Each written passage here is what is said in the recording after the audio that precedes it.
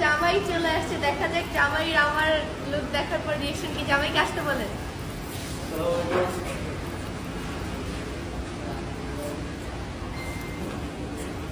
দেখাবো আজকে না আজকে দেখাবি না, আজকে মনে মারা। ও মাশাআল্লাহ মাশাআল্লাহ, আমাকে অনেক সুন্দর লাগতেছে মাশাআল্লাহ। আমার বন্ধু আমার বন্ধু অনেক সুন্দর। সেম ডিয়ার, এখন আমরা সান থাকতে থাকতে কিছু পিকচার তুলে নিব, কাপল পিকচার। এরপরে আরো মানুষ আসলে রান্না করছি।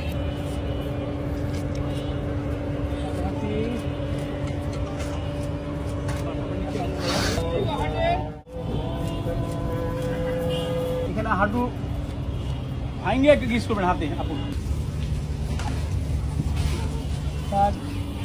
সন্ধ্যার পরে সকালে সময় আছে, সকাল 4টায় উঠবো না, তাড়াতাড়ি উঠে যাবো। তো এখানে আমরা পিকচার তুলতে তুলতে টায়ার্ড হয়ে গেছি, রেস্ট নিলাম একটু। আর এখন ও আমাকে প্রপোজ করে। জোরে হাসি। ধরে একটু আমার দিকে তাকান। হ্যাঁ নাইস বার। আমাকে বিয়ে করবা? আমাকে বিয়ে করবা? ভেবে বলবো।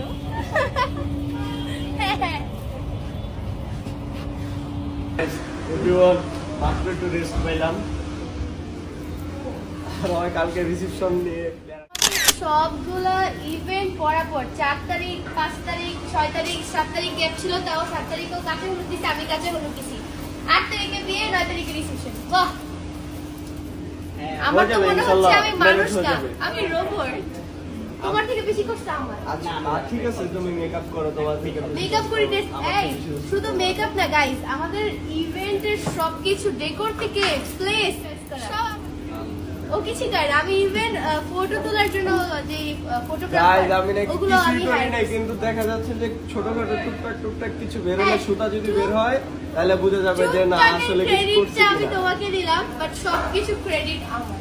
হ্যাঁ, থ্যাঙ্কস টু ইউ।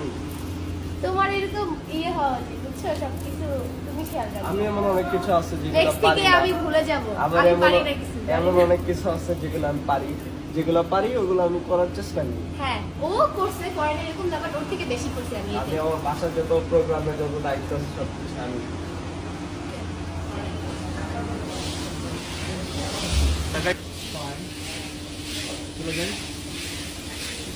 এখন হচ্ছে আমরা ফাইনালি একটু ফ্রি হয়েছি, ফ্রি হয়ে একটু স্টেজে এসে বসলাম রেস্ট নেওয়ার জন্য। এই ভারী পোশাক পরে আমি তো আমার কথা বলতেছি, ওর কি সে আল্লাহ জানে। আমার ড্রেসটা না হইলেও 30 কেজি হবে ভাই।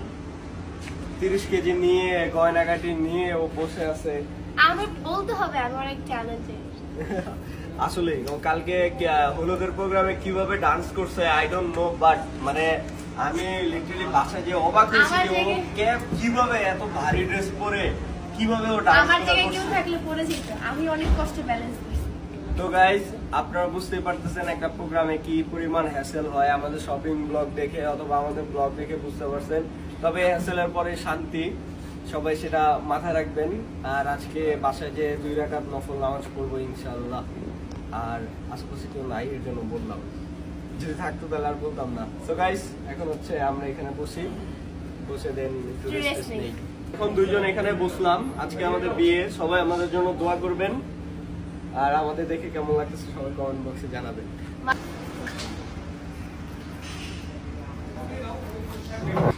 লোক